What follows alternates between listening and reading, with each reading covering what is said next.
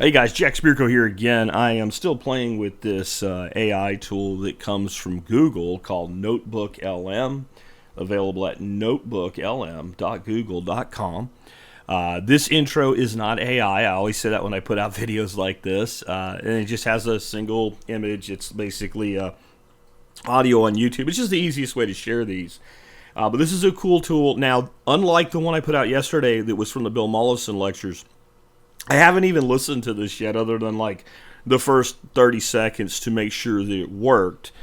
Just to be totally clear for some people in the comments, the voices you're hearing are not real. They're not real, like the lady on the airplane, right? Them motherfuckers are not real, right? Like this is a completely AI generated thing.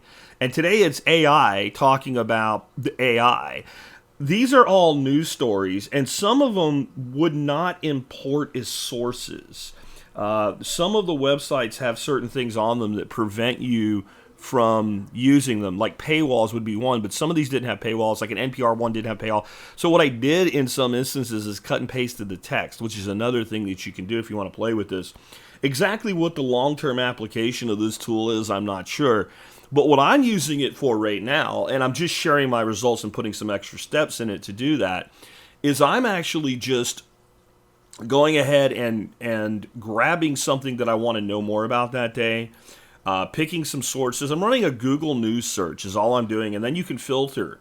And you can filter by things that happened in the last 24 hours, last week. These were all from within the last week. So they're current news stories on AI. And I could spend a bunch of time reading them and weeding through them. Or I can drop, sources from the 6 ones that the headlines interest me into Notebook.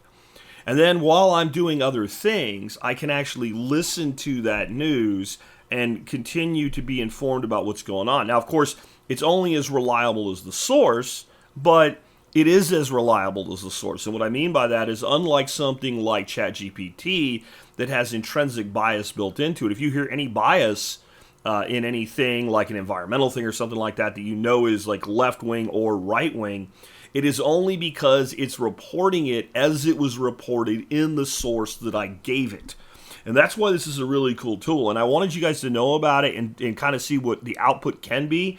But I also want you to know that if you use it, you can actually chat with it the way you would chat with like a ChatGPT, and it will answer your questions, but again, only based on the source material you gave it. If you have a PDF of a textbook, guys, you could drop in one chapter of that textbook, cut and paste text, have it do this for you, and then do the next chapter, and do the next chapter, and use it as a study guide, and it will even generate a study guide for you. So whether you're using it for independent learning or school, this seems like a great new way to learn because, again, it's only going to give you the information that comes from the sources that you curate for it. Anyway, let's hear, I think we've got 6 sources on this one, all things happening in the AI space within the last 7 days. Welcome back, everyone. Ready for another deep dive? Always. Awesome. So today we're going deep into the world of AI. Oh, wow. Yeah. Yeah. And, it's everywhere these days, right? From healthcare to business. Even democracy. Exactly. And we've got this amazing stack of sources to help us really understand what's going on. We've got, scholarly articles, some financial analysis, technology journalism, and even some insights from a former tech CEO. Pretty diverse mix. Should give us a well-rounded view, I'd say. Definitely. So, the big question here is, will AI conquer us? Like those... like the conquistadors. Yeah. Like the Spanish conquistadors conquering the Aztecs. Exactly. Yeah. Or will it be like our philosopher king? Mm-hmm. Or, the question everyone's asking, yeah. Will it steal our jobs? Right. Will it transform them? I mean, Yeah. who knows? But let's jump in. Yeah, let's do it. Okay, so first up, and get ready, this one's a little dense. Yeah, it's a scientific journal article called Convergence of Evolving Artificial Intelligence and Machine Learning Techniques in Precision Oncology. Oh. Lots of big words, I know. Yeah, I was going to say it. But the gist is it's all about how AI and machine learning, or ML for short, right, are being used to create this thing called precision oncology. So it's like instead of a one-size-fits-all approach to cancer treatment, Yeah. it's about tailoring the treatment to the individual patient. Right, like totally personalized medicine. And check this out. AI can actually predict Wow. genetic mutations and other molecular characteristics just by analyzing images of stained tissue samples. Oh, wow. Yeah. Yeah. So no more need for all that like time-consuming genetic testing. So potentially that would be a huge time saver. Huge. Yeah. And get this, AI can also analyze like the arrangement of cells in a tumor, like the spatial arrangement Okay. to help identify subtypes and even predict how a patient's going to respond to treatment. It's like AI is giving us this microscopic view of the tumor, right? Yeah. So we can understand how it behaves, maybe find its weak points. Exactly. And the article also talks about how AI is being used to personalize radiation therapy doses. Okay. So it minimizes damage to healthy tissue while targeting the tumor like super effectively. Wow, that's amazing. Right. It's crazy. I mean, think about it. Less invasive procedures, fewer side effects. Hopefully better outcomes for patients. Exactly. Okay, so let's move from the medical world to the global economic landscape. Okay. Next up, we have a report from Goldman Sachs. It's called China's AI Development Could Speed Up AI Adoption. Oh, interesting. Right. This one gives us a whole new perspective on the AI race. It's not just about the U.S. anymore. Right. And so the key takeaway here is that the emergence of new, cheaper AI models in China could actually speed up AI adoption worldwide. Oh. Yeah. Lower costs mean more businesses and individuals like regular people can use AI. It's like democratizing AI. Yeah, absolutely. So it's not just who has the most advanced AI, Right. but who can make it the most accessible. Exactly. But Goldman Sachs also points out some potential challenges. Like what? Well, this new development puts a lot of pressure on like the U.S. tech giants. Oh, I see. They have to like lower prices, innovate faster Yeah. to stay ahead. It's a competition. It is a global competition. Okay, so now let's see how all this AI innovation is impacting the business world. Okay. This next article is from McKinsey & Company, and it's titled, How AI is Transforming Strategy Development. And get this, they're saying that companies are using AI not just for specific tasks, Right. but for like high-level decision-making. Really? Wow. Yeah, like strategic decision-making. Wow. Pretty wild, right? So AI is moving up in the world. It is. It's Yeah. like taking over the boardroom. So they identify 5 key roles that AI can play in strategy development. Oh, wow. And these go way beyond just like simple automation. Okay, so what are these 5 roles? Okay, so first you have the researcher. Researcher. Yeah. And this AI is all about like summarizing tons of data, finding connections that humans might miss. Huh. Like, imagine AI finding the perfect company to acquire Oh, yeah. based on like, the company's goals and all that. That would be very useful. Right. It's like AI is a corporate matchmaker. Yeah. Okay, so next up is the interpreter. Ah. And this AI takes like raw data Right. and turns it into useful insights. I see. So imagine AI analyzing like market trends, customer reviews, yeah. all that stuff. Competitor moves. Exactly. And then it pinpoints growth opportunities that the company might have totally missed. So it's like having a super analyst Yes. that never sleeps. Exactly. Yeah. Okay, so then there's the thought partner. Thought partner. Okay. And this role is super interesting. This AI, it like challenges assumptions, helps strategists think outside the box. It's like AI playing devil's advocate. Huh. So it's helping like with brainstorming. Yes, like a digital brainstorming partner. Okay, 2 more roles. Number 4 is the simulator. Okay. And this is where AI's ability to model scenarios really shines. I see. So McKinsey gives this example of a Southeast Asian bank that used AI to simulate profit and loss projections for expanding into new markets. Oh, interesting. Right. So they can make better decisions about growth strategy without actually taking any risks. Yeah, like a risk-free testing ground. Yes. Yeah. Exactly. And finally, we have the communicator. The communicate. And this AI, it takes on the task of explaining and presenting those strategic plans in a clear and compelling way. So it's like a storyteller. Yes. For the boardroom. Exactly. It's Yeah. AI as a master storyteller. I like it. Right. So it's not just about crunching numbers and generating insights. It's about like communicating those insights effectively. So pretty powerful stuff. Okay. But now for a slightly more skeptical view on AI in business. Oh, okay. This Forbes article is called The AI Conundrum, a good intro to business artificial intelligence. All right. And they do acknowledge AI's potential, but they're urging businesses to like approach it with caution. That's interesting. Yeah. So one of the things they highlight is this idea of practicality.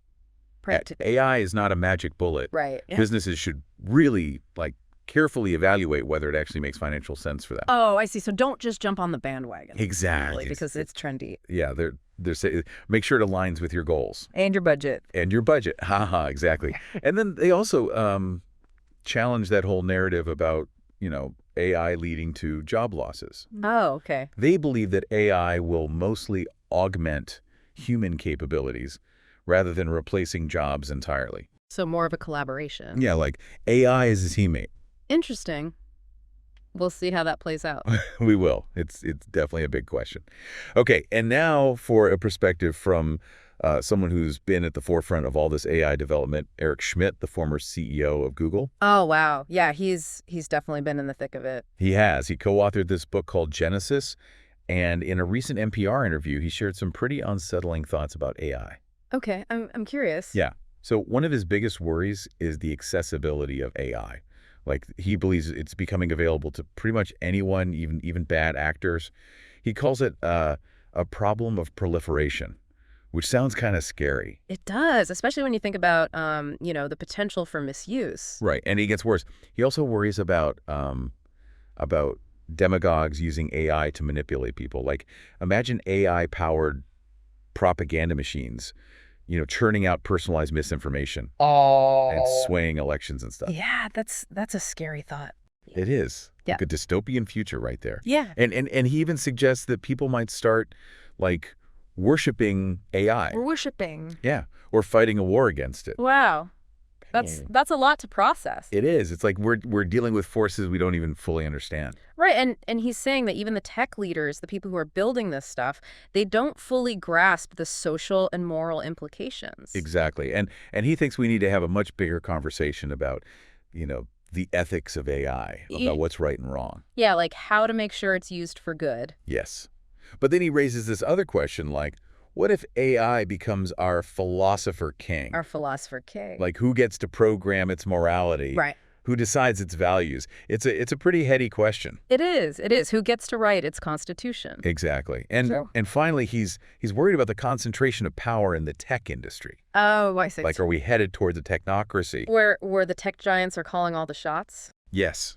And that's pretty scary, right? I mean, are we giving up too much control to the people who control the technology? It's a big question. It is. A huge question. And we've only just begun to scratch the surface of this AI deep dive. It's definitely a lot to think about. It is. But before we spiral into an existential crisis, let's go back to that journal article on convergence of evolving artificial intelligence and machine learning techniques in precision oncology. Okay. The one about personalized cancer treatment. Right. So this time, let's focus on like the potential benefits and risks. Yeah. Of AI in healthcare. Okay. So one thing that really jumped out at me was their emphasis on data quality. Data quality, okay. And transparency. Oh, I see. Like, they argue that AI in healthcare really depends on having access to these large, diverse, and well-annotated data sets. Okay. So it's like if you're building a house and you're using like shoddy materials, the whole structure is compromised. Oh, I see. Right. Yeah. It's like garbage in, garbage out. Right, but with much higher stakes. Yes. Exactly, with life or death consequences. So they're basically saying that if the data used to train these AI models is flawed or biased, the results could be disastrous. Yeah, you could end up with inaccurate diagnoses or treatments that aren't effective. Exactly. Yeah. And they also stress the need for transparency in how these AI models are developed and deployed. Oh, that's interesting. Yeah, like clinicians and patients need to understand how AI is being used to make decisions that could like impact their health. So it's about trust. It is. Yeah. You don't want like a black box making life-altering decisions. Yeah. Without any insight into how it's reasoning. Exactly. You need to be able to understand the process. Yeah. And then there's this whole other challenge of of bias and discrimination. Oh, right. Like AI models can accidentally perpetuate existing biases if they're trained on data sets that reflect those biases. Yeah, it's like teaching a child with prejudiced textbooks. They're gonna learn the same biases. Exactly. So Yeah. if a data set used to train an AI model is primarily from one demographic, Yeah. it might not be accurate or effective Right. when applied to other demographics. Yeah, that's a big problem. It is. It's like, imagine getting a medical diagnosis Yeah. based on data that doesn't represent your population group. That's kind of scary. It is. And this article also brings up the potential for AI to actually make healthcare inequalities worse. Oh, how so? Like, what if access to AI-powered healthcare Right. is limited to people who can afford it? Yeah, I see. Then you end up with like a two-tiered system. Right. It just widens the gap. Exactly. So, technology can be powerful, Yeah. but it's not always a force for good. No, it can definitely exacerbate existing inequalities. It can. Okay, so let's go back to that Goldman Sachs report on Yeah. China's AI development could speed up AI adoption. The one about China speeding up AI adoption. Right, right. So we talked about the global economic impact. Yeah. But what about like the financial implications of China's growing influence in the AI industry? Right. So Goldman Sachs suggests that that China's focus on developing like cheaper and more efficient AI models is really putting pressure on U.S. tech companies I see. to like rethink their strategies, Okay. to like innovate faster Yeah. and potentially lower prices Right. to stay competitive. So it's not just a technological race anymore. It's not an economic one too. Yeah, it's like a global economic battle, Wow. right? Who can create the most cost-effective AI solutions? Yeah. And how will that impact businesses and consumers Right, right. worldwide? And it's not just about existing markets, right? No. AI could like disrupt entire industries, Totally. create completely new ones. Yeah. It's like the Wild West Uh-huh. of technology, right? New frontiers, Yeah. new opportunities, Right. but also potential risks. And a lot of uncertainty. Yes. And disruption can be exciting, Yeah. but also a little unsettling, For sure. especially for people whose jobs are tied to industries that are facing transformation. Exactly. And that's something we really need to be prepared for. Yeah. The workforce disruptions that AI will inevitably bring. Absolutely. We need to invest in retraining programs, Yep. education initiatives, All right. help workers adapt Yeah. and thrive in this new AI-driven economy. Absolutely. We can't leave anyone behind. Okay, so let's zoom in from global economics to individual businesses. All right. So remember that McKinsey article, how AI is transforming strategy development? Yeah. We talked about the 5 roles of AI, 5 roles, right? but what about like the challenges Yeah. of actually implementing AI in a business setting? Right.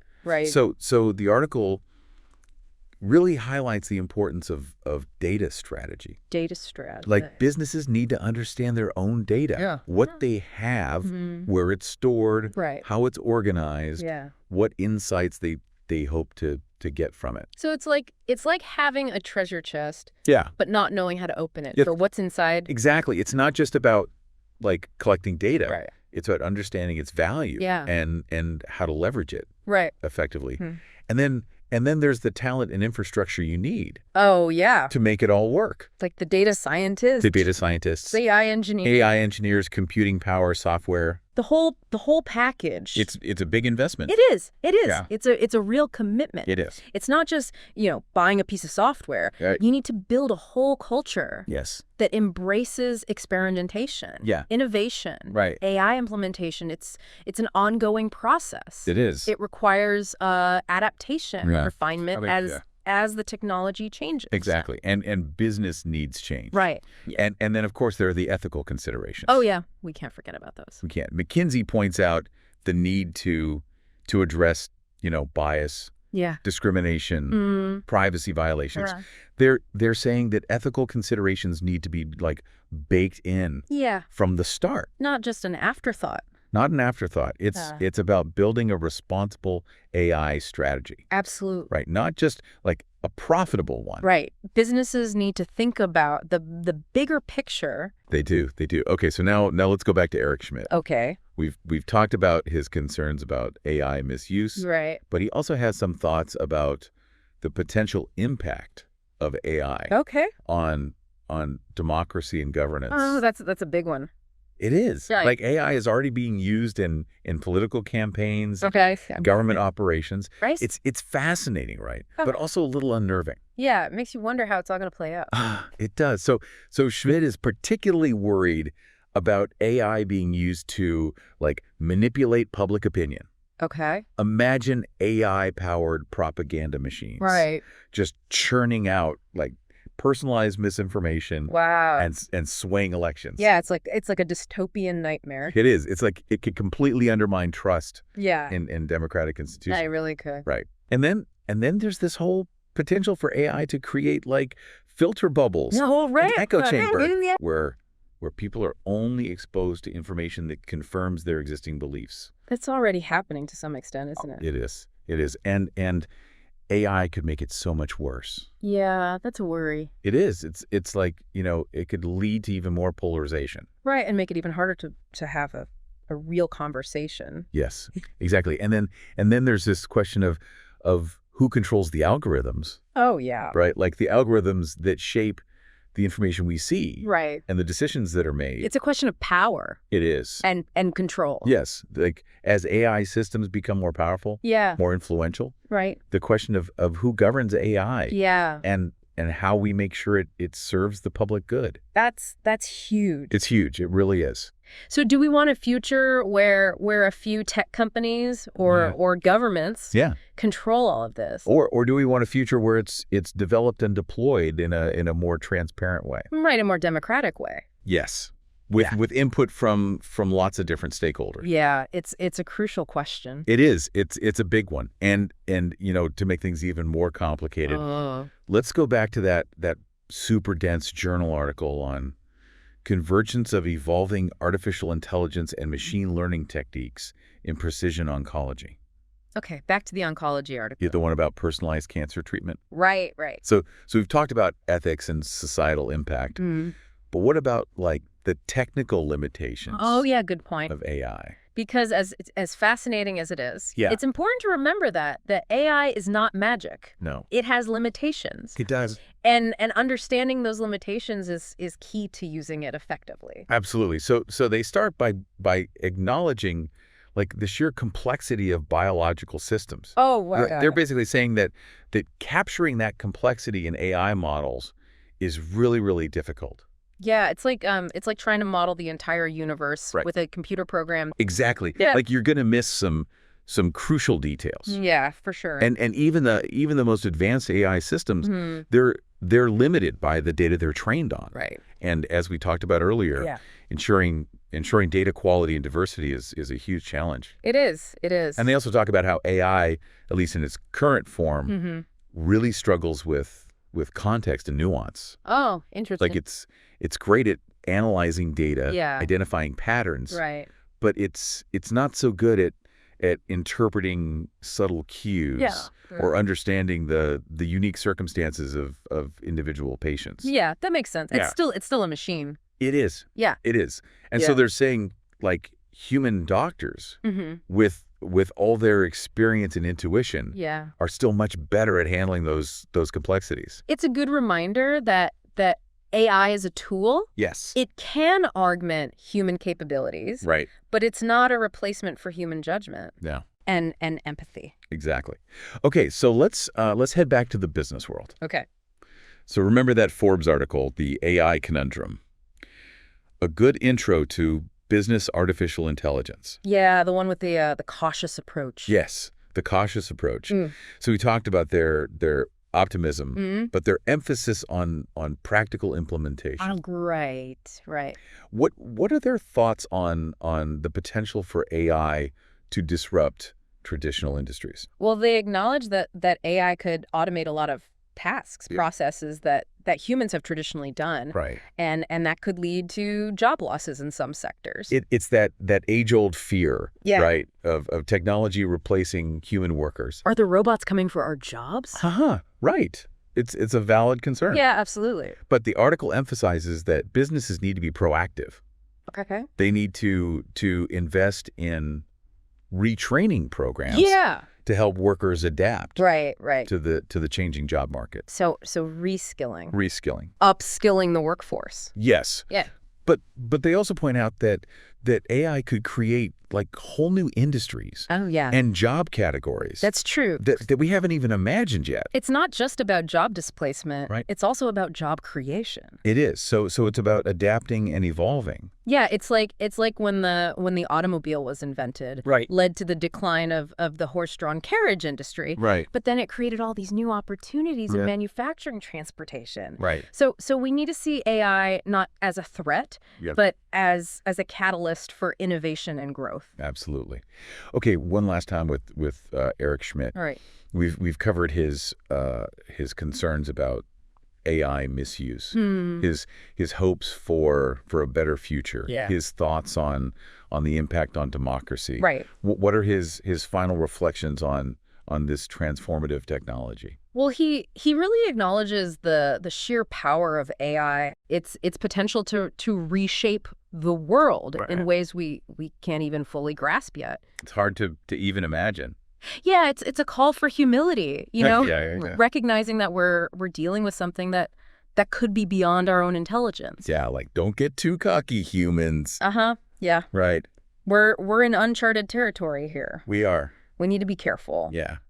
And he really emphasizes the need for responsibility. Responsibility. Like we have a moral obligation to ensure that AI is used for good. Right. That its benefits are shared widely. So it's not just about technological advancement. No. It's about ethical development. Yes. It's about like using AI to solve problems. Right. Not It's for easy. feelings. Exactly. And he also talks about the potential for AI to actually enhance human capabilities. Oh, yeah. Create a more prosperous future. It's not all doom and gloom. It's not. Yeah. He sees AI helping us like tackle some of the world's biggest problems.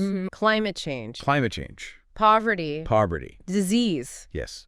So he sees it as a tool for positive change. Yeah, not just disruption. Exactly. What? But he also acknowledges that the future of AI is really up to us. It's in our hands. It is. Like the choices we make today about how we develop and deploy AI will determine whether it becomes a force for good or a source of harm. It's a powerful reminder that we're not just passive observers here. No. We have agency. We do. We have a role to play. Yes. In shaping the future. And making sure it aligns with our values. Our values, exactly. I mean, it's almost like we're writing the story of AI right now. Yeah, we're at the beginning of the story. We are. And it could go in so many different directions. Yeah, it's exciting. It is. Okay. Let's go back to that journal article on convergence of evolving artificial intelligence and machine learning techniques in precision oncology one last time. The one about personalized cancer treatment. We've talked about the benefits, the risks, the ethical stuff, the limitations. Yeah. But what about the potential for AI to like actually speed up drug discovery? Oh, that's a huge area of potential. I mean, imagine analyzing all that data, genomic sequences, clinical trial results, you name it, and pinpointing like the most promising drug candidates, predicting how effective they'll be. It's like having this super powered research assistant just sifting through mountains of information. Finding those needles in the haystack. Yes. Finding the cures. Exactly. Hidden in the data. It's pretty amazing to think about. It is. But it's important to remember that we're still in the early stages. Yeah, we've got a long way to go. We do. Okay, so let's shift gears from drug discovery to healthcare delivery. Healthcare delivery. So Eric Schmidt in that NPR interview, he talked about the potential for AI to make healthcare more efficient, more accessible. Yeah. Especially in underserved communities. Oh, that's really important. It is. And he talked about AI-powered virtual assistants, like guiding patients through the healthcare system. Oh, that's interesting. Providing personalized support. Yeah. Answering questions like 24/7. So no matter where you are. No matter where you are. What your income is. Exactly. Like, it could be a game changer. It could. For people who don't have easy access to quality healthcare. It could really level the playing field. It could. And he also talked about AI helping to address the shortage of doctors and nurses. Oh, right. By automating some of those routine tasks. Yeah, the more administrative stuff. Yeah. So imagine doctors and nurses having more time to focus on the more complex cases. Spend more time with patients. Exactly. Yeah. So he really believes in this vision of a future where healthcare is more personalized, more accessible, and more affordable. Thanks to AI. Thanks to AI. Yeah. And it's not just a dream. Right. Like, there are already real-world examples of this happening. Yeah, it's starting to become a reality. It is. It is. Okay, one final visit to that Forbes article, the AI conundrum. A good intro to business artificial intelligence. We've talked about their cautious optimism, their practical advice. What are their final thoughts on this whole AI revolution? Well, they end on a note of urgency, I would say. Oh, like, yeah. The AI revolution is happening now, and businesses need to decide, are they going to lead the charge or get left behind? It's a stark choice. It is. But it's a real one. It is. Like, businesses that embrace AI strategically, thoughtfully, they're going to be the ones who thrive. But those that cling to the old ways, they're going to struggle. They're going to get disrupted. Yeah, they might not survive. They might not. Yeah. And they really emphasize this need for a holistic approach. To AI adoption. It's not just about the technology, it's about people. Yeah. Processes. It was culture. Culture. Yeah. It's about, like, creating a whole organization that's adaptable, innovative, data-driven. So they're basically saying, like, AI is not a magic bullet. Right. It's a transformation. Yeah. It requires a shift in mindset. A willingness to change. Right. And a commitment to continuous learning. Yeah, always be learning. Always be learning. Oh, right? Yeah. And they also stress the importance of leadership. Oh, yeah. In driving this AI adoption. Leaders need to be champions for AI. Yes. They need to invest the resources, foster a culture of experimentation and innovation. It's a call to action for leaders. It is. It is to step up and guide their organizations through this crazy time of change. The future belongs to those who embrace AI. Who embrace AI, exactly. And speaking of embracing AI, let's go back to Eric Schmidt for a sec. Yep. He talked about the potential for AI to actually enhance human creativity. Oh, interesting. Create new forms of art and expression. That's always a fascinating topic. It is. It is. Like, can machines be truly creative? Right. It's a big question. It is. But he believes that AI can be this really powerful tool for artists, musicians, writers, all kinds of creative professionals. He sees it as a collaborator. Yes, a source of inspiration. Exactly. And a way to explore new forms of expression that we couldn't even imagine without technology. That's exciting. It is. It is. So imagine, like, AI algorithms generating melodies, composing poetry, creating art. It's already happening. It is. And it's pushing the boundaries. Yeah, it's making us rethink what art even is. It is. Yeah. It is. And Schmidt doesn't think that AI is going to replace human creativity. No. He sees it as, like, an extension. An extension of our own ability. Yes. A way to amplify our imagination. Yeah. Bring our ideas to life in new ways. It's about collaboration. Collaboration. The competition. It's about, like, unlocking human potential. Unlocking human potential. And with AI.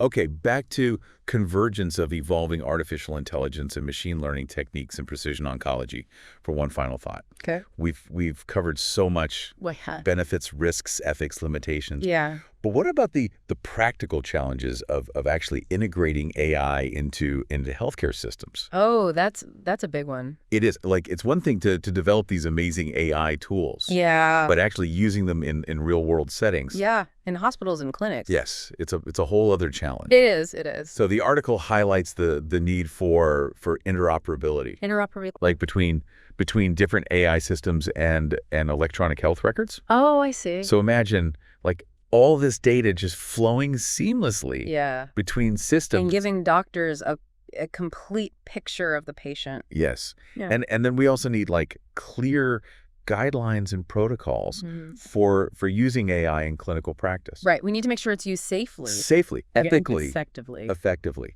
And of course, data privacy and security is huge. Huge. So we're talking about sensitive medical information. Yeah, we can't afford any breaches. No. So it's a multifaceted challenge. It is. And the article really stresses the need for collaboration. Between researchers, clinicians, policymakers, patients. Yeah, everyone needs to be at the table. Everyone needs to be at the table. Yeah. Okay, so let's go back to Eric Schmidt. Okay. For his thoughts on AI in education. AI in education. Is another area that's ripe for disruption. Yeah, for sure. Given, how fast technology is changing. Right, and how the needs of learners are evolving. Exactly. So Schmidt believes that AI can personalize education. Personalize education. Okay. Like tailor learning experiences to each student's like unique needs and interests. So it's like individualized learning? Individualized learning. Imagine like every student having an AI tutor. Wow. That can adapt to their learning style, give them feedback, yeah, help them, master concepts at their own pace. It's like having a personal teacher.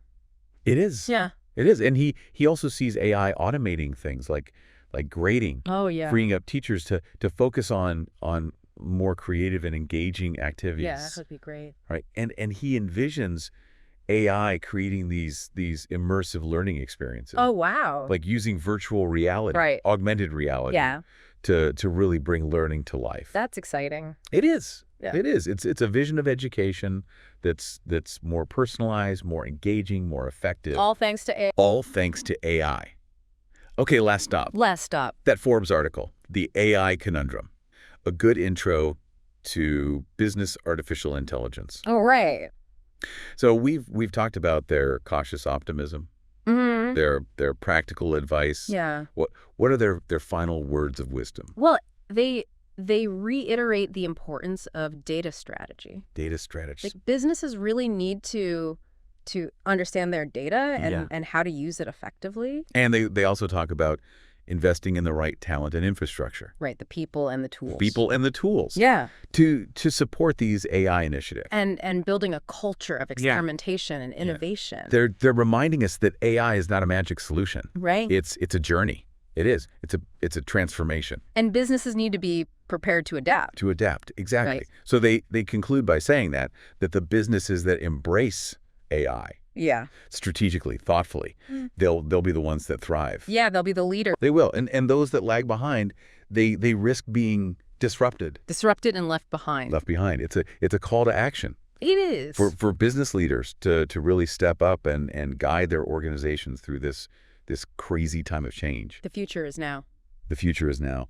And finally, let's end our deep dives with Eric Schmidt's reflections on the bigger picture. The philosophical implications. The philosophical implications, like he goes deep. He does. Talking about the nature of consciousness. Yeah. The possibility of AI sentience. Right. What it means to be human. Big questions. Big questions.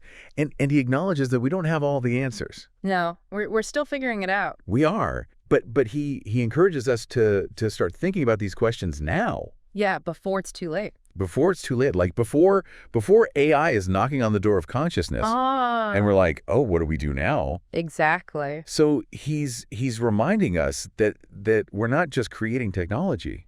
Like, we're chasing the future. The future of AI is the future of humanity. It is. Well, that's our deep dive into the world of AI. It's been quite a journey. It has. We've explored the potential benefits, the risks, the ethical dilemmas, the philosophical questions.